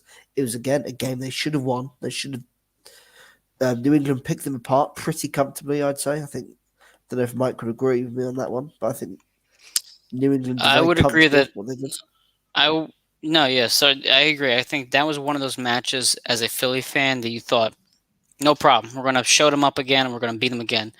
But I think people forget how hard it is to beat a team as many times as we did already, and then they came in and just. They eventually you're going to win against an opponent. We saw against DC United this year. How many times did we say leading up to the DC United match, oh, well, we've beaten them 9 straight times. We've beaten them 10 times. We'll be fine. Yeah. We can beat them again. It's hard to beat a professional team that many times in a row. And if you have a bad performance and if you fall asleep, you're going to lose. It's simple as that. And the Union had their chance last year and they essentially blew it.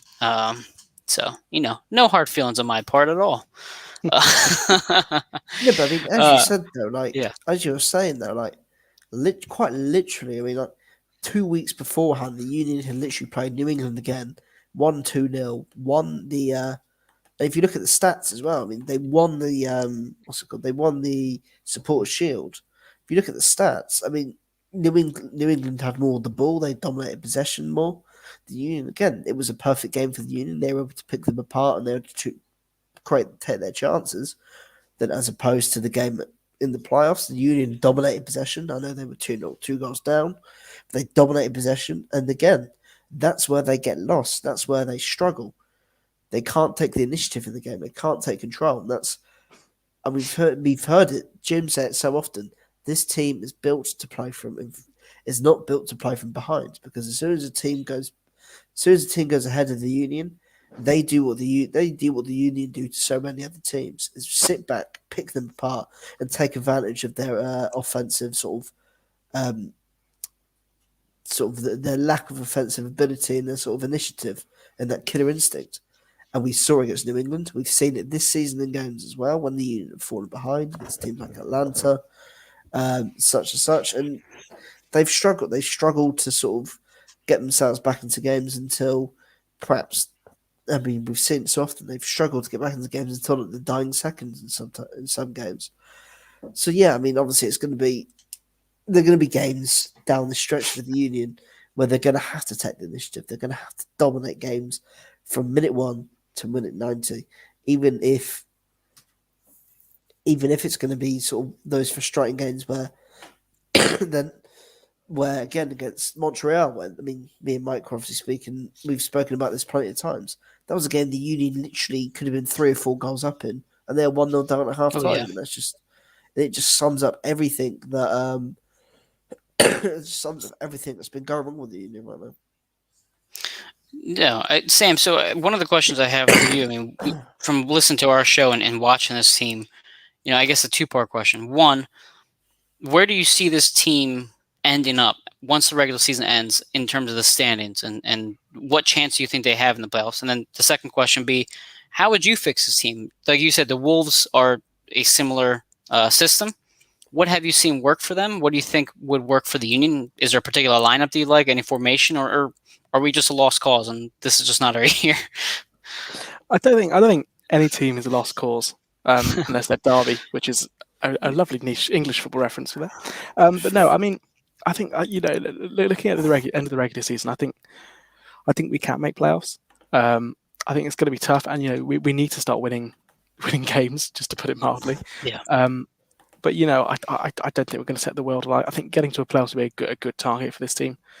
And how did Wolves fix it? Well, how do we fix it? We sacked our manager, and we started again. We kept the players, but crucially, what we did was we changed the system, or are trying to change the system. The jury's out whether it's successful or not. But suddenly, we've gone from sitting deep, sort of not controlling the play, to quick counterattacks, to wanting to high press, and this has taken casualties. Our defenders aren't particularly, their hamstrings in particular, aren't particularly fond of it. But it's working. We're suddenly a lot better team. In terms of formation for the Union, I don't think we're that far off. But I think you just need to upgrade a couple of key positions. I think Casper's been a great servant for the club, but I think realistically we probably need to invest in a pacey forward, because at the moment, as you said, he gets the ball, the defender knows full well he's not going to make a run past him, and it's that predictability I think that is really struggling in the upper third of the pitch. In terms of defence, I think we're pretty solid. I think I saw we're like the second or third most solid defence in the league. So in terms of defence, it's not a problem. Apart from that, I think you need a pacey forward. And I think you need some real quality midfield.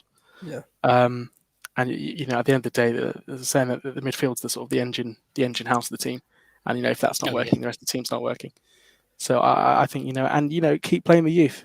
The bright sparks the past couple of months have been playing the younger players, like Aronson. So I think overall we're not a lost cause. I think I hate to say it, I think we'll probably write the season off in terms of successes. I think so too. But if we invest well in the off season, we could well be up there next year. The worry is, I think, is if the manager, and I know he's a very faithful manager, but I think if he carries on playing this style of football, and we're in a similar position next season, I think then we need maybe to take a look at getting a replacement in. But for now, I think stick with him. He's done well. He's adapted. He's brought in some new sort of younger players. I think if this is still the case a year time, that's where we look. But I think now we just got to back him, get through the rest of the season, get into the playoffs. Yeah, go ahead. Sorry. No, I was saying I think you nailed it perfectly in terms of a coach's mortality and how long they can really last. I mean, we saw from an NFL standpoint, the Eagles, Doug Peterson, the Eagles coach, wins a Super Bowl. He's gone 3 years later because he doesn't adjust, because he doesn't make the proper moves to advance the team forward. And I think one of the issues with Jim that a lot of people have is his inability to win the big game. He's lost many Open Cups already, playoff chances, etc., and his inability to adjust with the lineup that he has. Has he always had the right roster? No, and that's not his fault. Sometimes the ownership has to take ownership of their mistakes. That's fine. But when you have glaring flaws or glaring players who are obviously contributing more in different positions or different settings, a good coach makes a call and makes the tough calls to fix the team. So I think if this continues and you don't make the playoffs, or next year is a mediocre squad, I think Jim Curtin's job is 100% on the line. I don't care how long he's been here. I don't care what he's won. I think you're right, and just to bring it back, I love making my comparisons to Wolves, but the truth is, there's so many comparisons between the Union and where we were at.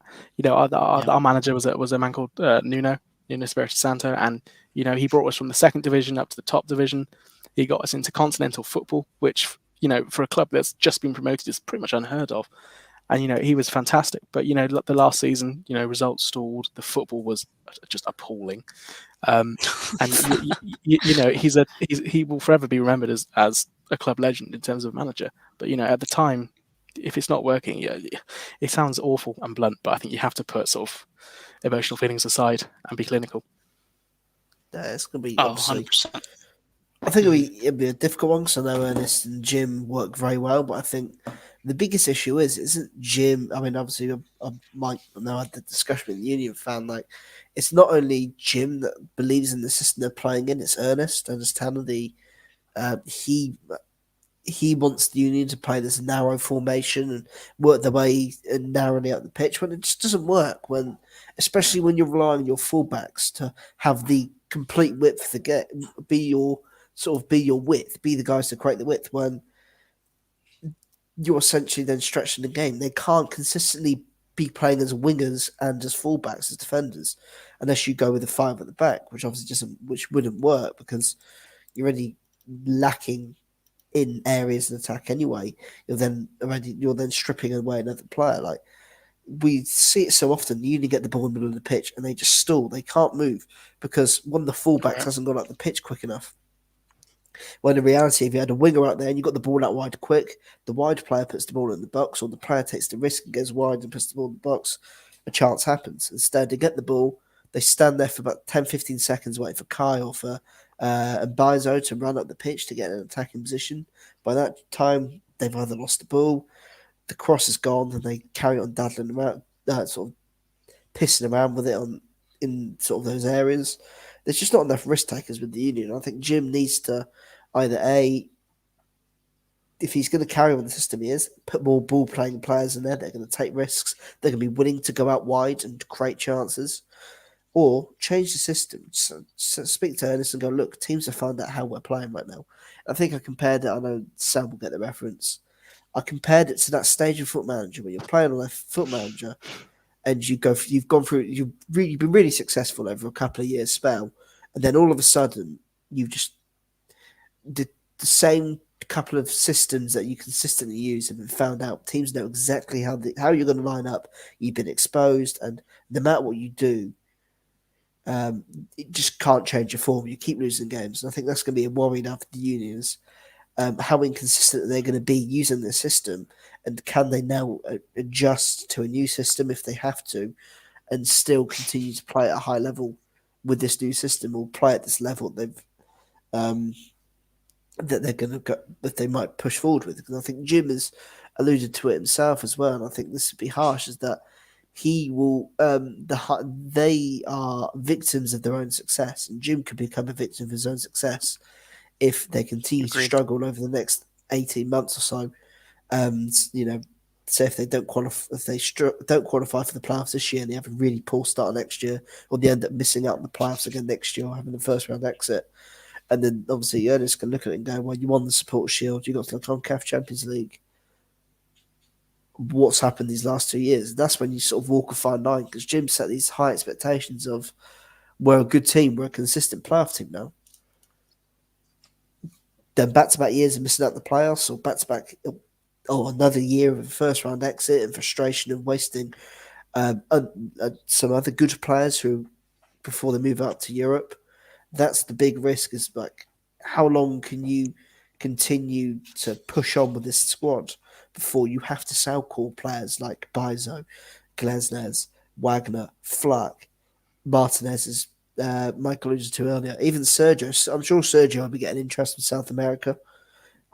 Probably someone like China. They love pacey Brazilians in China and in the Middle East.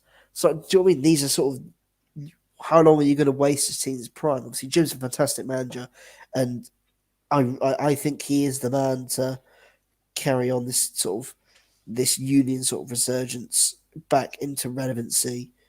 And after a couple of, back up into this sort of making the Union this big relevant team again in the MLS. Do you know what I mean? I think he is the guy to do it. But I mean, there's obviously a lot of pressure now. He's going to have to deliver for this year or next year. He's going to have to deliver. Otherwise, Tanner's going to have to look at the decision and go, we've just lost half our squad. You haven't been able to do it with probably the best team we've ever had. Can we trust you to... Obviously, Jim has shown he can rebuild teams. Can we trust you to rebuild again and actually win this time? That's going to be the biggest question. I think it's going to be the biggest worry for the Union now is whether they can actually do so.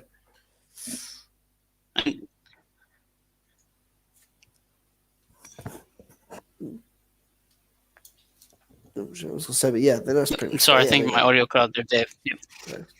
That's right. No, I agree. I think. Go ahead. Sorry, I think my audio is cutting out, Dave. My apologies. I'm cutting you off there. That's right. No, I think in Philly in general, you have to put out a winner, and the pressure's on now more than anything, especially with the other teams not playing as well. So I know that next year the hot seat's going to be on Jim, but let's wrap up the show. We're running later than we usually do. So thanks for staying up with us, Sam. I appreciate it. I know it's a late night for both of you, or morning, I should say, at this point. Any final thoughts on the Union? Anything you want to share? Anything we should look forward to from your side of things that people on Twitter can look at? Well, hopefully I'll be able to cover the game on Saturday. Obviously, Mark will be on live tweets and the on the press conference. I'll be doing the match report.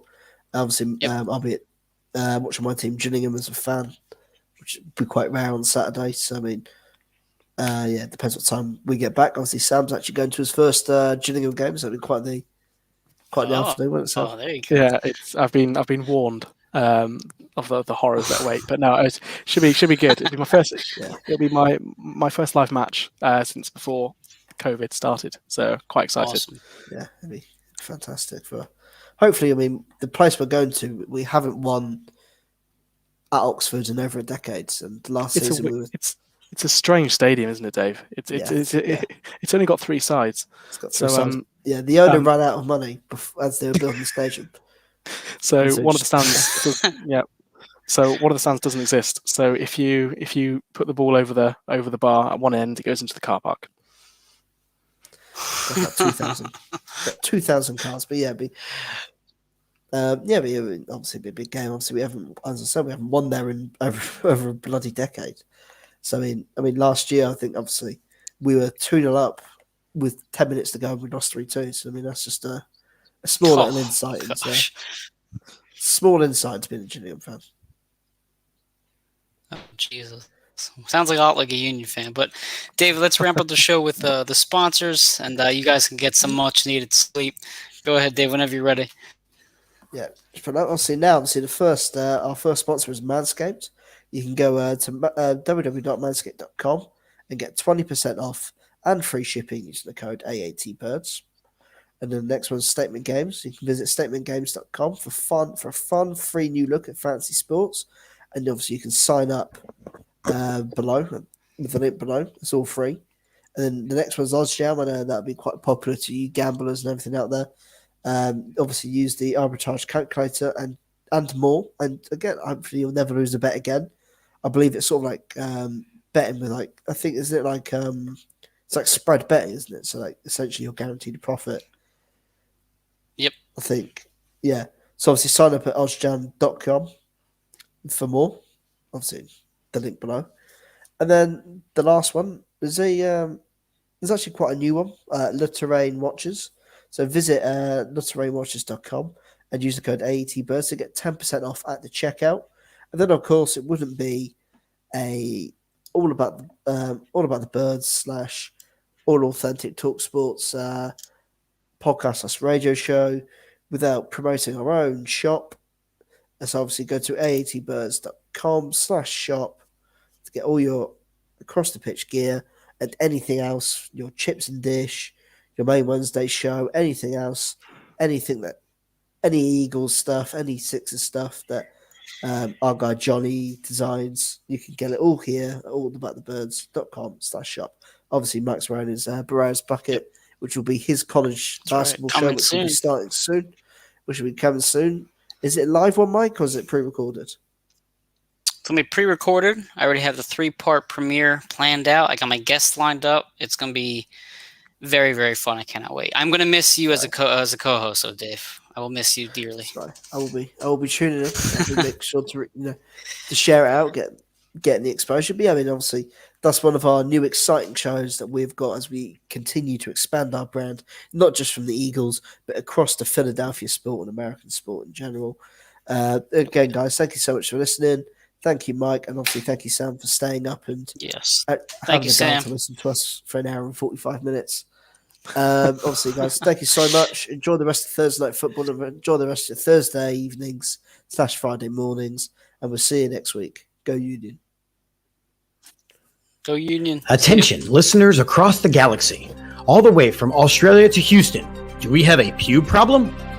If so, our friends at Manscaped have cleared you for takeoff with their 4th generation and brand new Lawnmower 4.0. Kick your pubes to the next planet with the Performance Package 4.0. The orbits in your pants will feel like you're in zero gravity when you use the best tools for the job from the leaders in male grooming. Join the 2 million men worldwide who trust Manscaped and get your rocket ready for takeoff by going to manscaped.com for 20% off and free shipping with the code AATBirds. Ready for an out-of-world experience, fellas? Look no further than the Performance Package 4.0 from Manscaped that has just taken off in not only the USA, but Canada, the UK, across Europe, Australia, South Africa, and Singapore. Inside this package, you'll find their Lawnmower 4.0 trimmer, Weed Whacker ear and nose hair trimmer, Crop Preserver ball deodorant, Crop Reviver toner, Performance boxer briefs, and a travel bag to hold your whole solar system. First, scheduled for liftoff, new Lawnmower 4.0 trimmer. This spaceship is here to guide you on a journey to trim your body, balls, butt, and even Uranus. This 4th generation trimmer also features a cutting-edge ceramic blade to reduce grooming accidents thanks to their advanced skin-safe technology.